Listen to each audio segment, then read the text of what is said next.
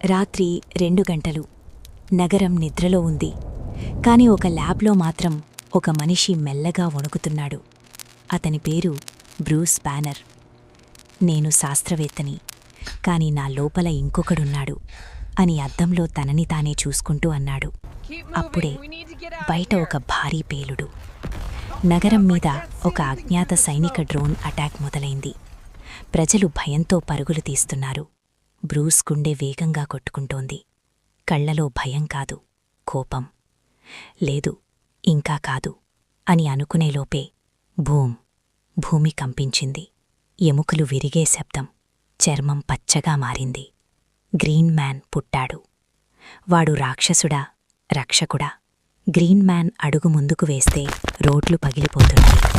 డ్రోన్ల మీద రాళ్లు విసురుతూ ఒక్క దెబ్బతో వాటిని ఆకాశంలోనే నాశనం చేశాడు. ప్రజలు చూస్తున్నారు. వాడు మనల్ని కాపాడుతున్నాడా లేదా ఇంకో ప్రమాదమా? గ్రీన్ మ్యాన్ మాత్రం ఒక్క మాటే అనుకుంటున్నాడు. Green man protect. ఒక చిన్న పిల్లాడు భయంతో ఏడుస్తూ కూలిపోయిన భవనం కింద ఇరుక్కుపోయాడు. సైన్యం కాల్చుతోంది. కాని గ్రీన్ మ్యాన్ ఆ బుల్లెట్లని పట్టించుకోడు. అతని చేతులు కంపిస్తున్నాయి. కోపంతో కాదు, భయంతో. ఆ పిల్లాణ్ణి మెల్లగా ఎత్తుకుని బయటికి తీస్తాడు. మొదటిసారి గ్రీన్ మ్యాన్ ముఖంలో కోపం కాదు, కరుణ, నిజమైన శక్తి. చివరి డ్రోన్ పడిపోతుంది. నగరం నిశ్శబ్దంగా మారుతోంది. గ్రీన్ మ్యాన్ మెల్లగా మోకాళ్లపై కూర్చుంటాడు. శ్వాస వేగంగా. పచ్చరంగు మాయమవుతోంది.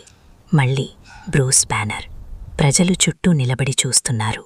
ఎవరూ మాటాడటం లేదు. ఆ చిన్న పిల్లాడు ముందుకు వచ్చి అంటాడు, అంకుల్, థ్యాంక్యూ. బ్రూస్ కళ్లలో నీళ్లు. తనలో ఉన్న రాక్షసుడిని మొదటిసారి అతను అంగీకరించాడు. కోపం ఒక శాపమనుకుంటాం, కాని అదే కోపం ఎవరికో రక్షణగా మారితే అదే గ్రీన్ మ్యాన్.